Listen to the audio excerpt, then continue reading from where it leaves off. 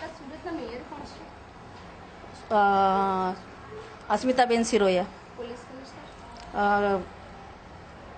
આપણા હવે બદલાયા ને નવા, નામ નહીં યાદ આવતું. Municipal commissioner?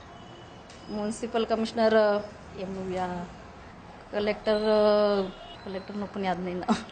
ગુજરાતના શિક્ષણ રમન ઓરા. રાજ્યપાલ કંઈ નામ નહીં યાદ આવતા એમને બાકીના. ચોંકી ગયા ને?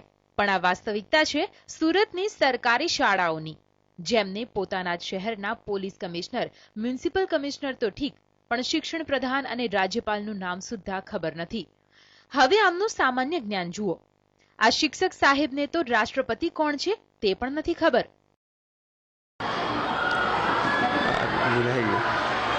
Municipal commissioner?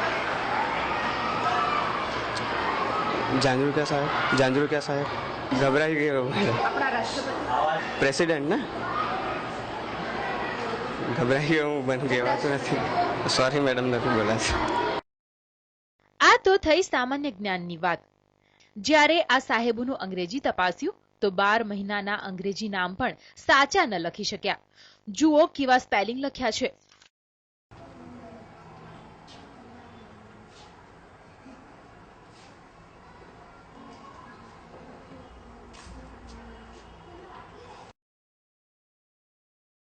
સરકારી શાળાઓમાં તો શિક્ષકોની ગુણવત્તા જોઈ, પરંતુ હવે વર્ષે લાખો રૂપિયાની ફી ઉઘરાવતી ખાનગી શાળાઓમાં શું સ્થિતિ છે તે જુઓ.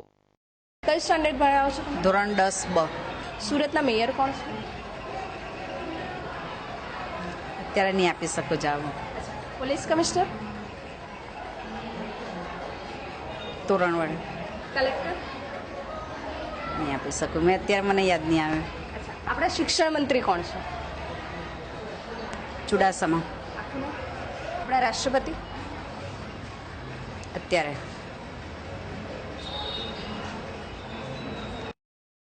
આ તરફ ખાનગી શાળામાં અંગ્રેજી માધ્યમમાં ભણાવતા શિક્ષકને જ્યારે સ્ક્વોડનો સ્પેલિંગ પૂછ્યો તો તેમણે બોર્ડ પર કંઈક આવું લખ્યું.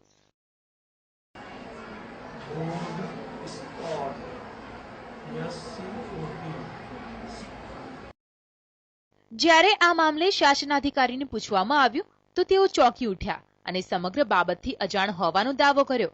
સાથે જ શિક્ષકોની ગુણવત્તા સુધારવા માટે કાર્યવાહીની ખાતરી પણ આપી.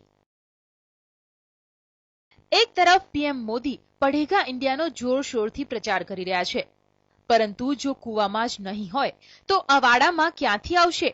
દેશનું ભાવિ ઘડનારા શિક્ષકોને જ સામાન્ય જ્ઞાન નથી. સરકારી શાળાઓ તો ઠીક, પણ ખાનગી શાળાઓના શિક્ષકોની પણ એ જ સ્થિતિ છે. તંત્રએ હાલ કાર્યવાહી કરવાની ખાતરી તો આપી છે, પરંતુ શિક્ષકોની ગુણવત્તા ક્યારે સુધરે છે તે જોવાનું રહેશે. પારુલ મહાડિક, TV9, સુરત.